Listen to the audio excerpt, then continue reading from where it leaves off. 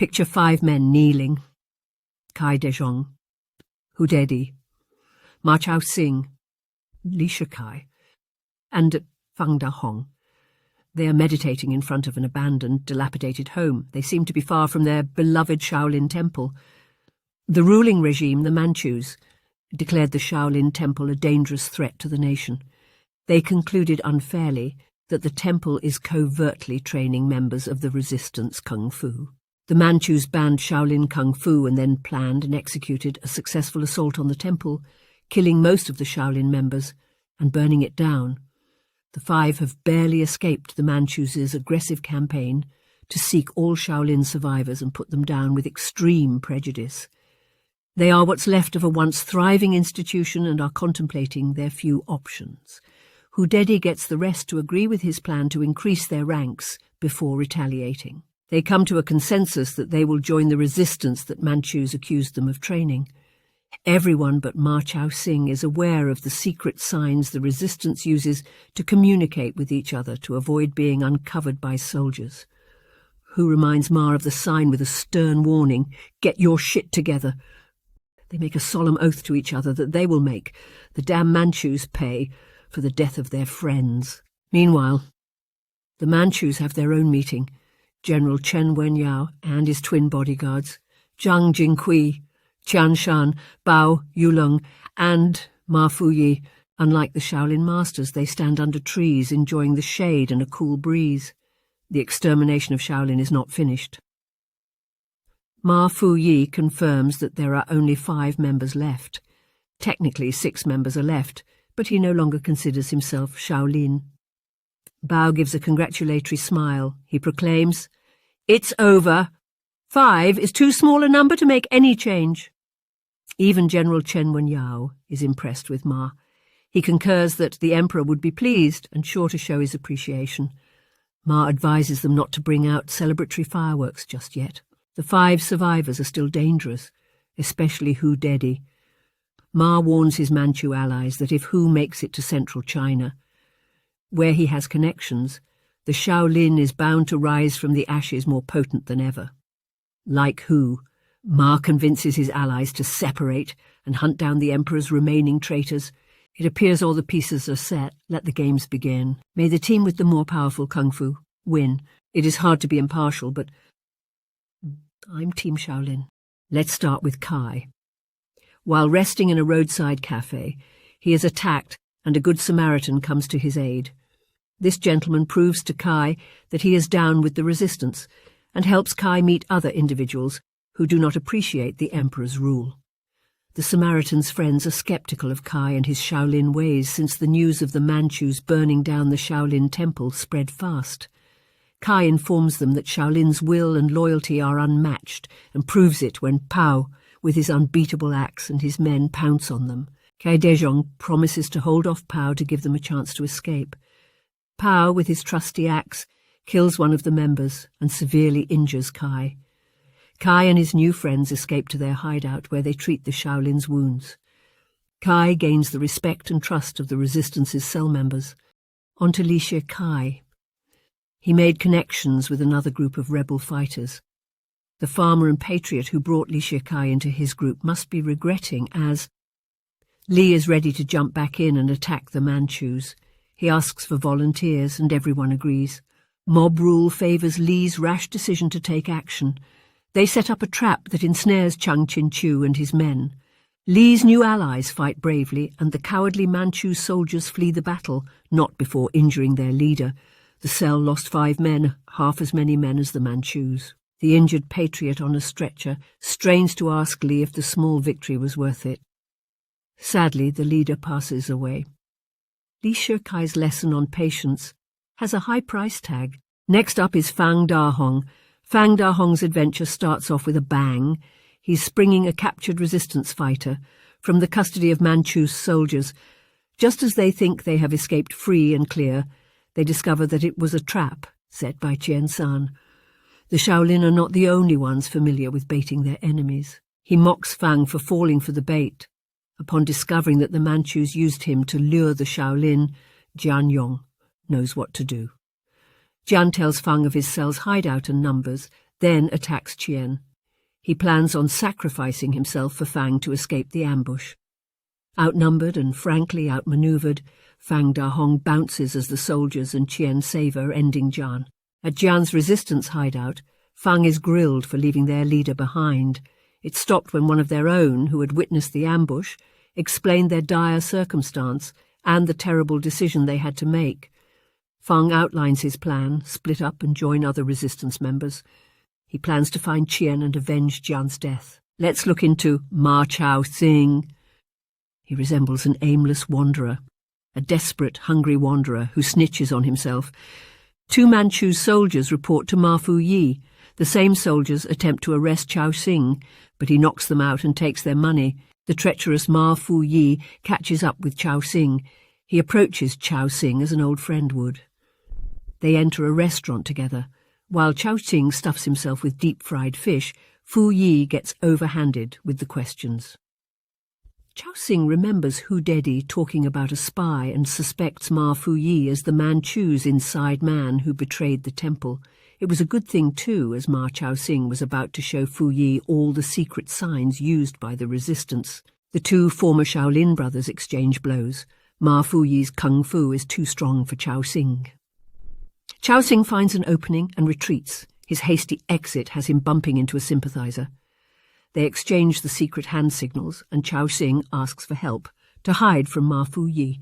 Fu Yi slaps him around, and it sinks in for the freedom fighter that Chao Xing's idea to flee made sense. Ma Fu Yi takes Chao Xing as a prisoner. Chao Xing consoles himself as he tells the fighter to find Hu Dedi and inform him that Ma Fu Yi is the trifling rat who sold to Emperor Qing and betrayed the Shaolin temple. Lastly, we have Hu Dedi, who comes before Chief Gao Feng, also known as Iron Face. His stronghold has the most men and seems the most established and secure. Hu introduces himself, but he is met with hostility. The chief heard that there was a spy among the Shaolin and had no reason to trust Hu. Chief Gao proposes a way for Hu to prove his loyalty to the movement. He wants Hu to go to Renan County to get the magistrate's head and bring it back.